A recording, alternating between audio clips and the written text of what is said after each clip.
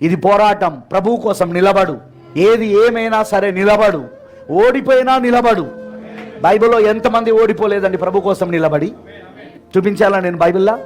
ఎంతో మంది ఓడిపోయారు ప్రభు కోసం నిలబడి, కానీ వాళ్ళు పునరుద్ధానంలో గెలిచారు. వాళ్ళు మరణమును కూడా ఆపలేదని దేవుడు వాళ్ళ యొక్క పునరుద్ధానంలో రుజువు చేశాడు ఆయన. హల్లెలూయా. సాతానుడు అనుకున్నాడు వాళ్ళని చంపడం ద్వారా ఓడిపోయాడు అనుకున్నాడు. కానీ వాళ్ళు ఓడిపోయినట్టు లోకానికి కనబడింది. వాళ్ళు ఓడిపోయినట్టు లోకం అనుకున్నది.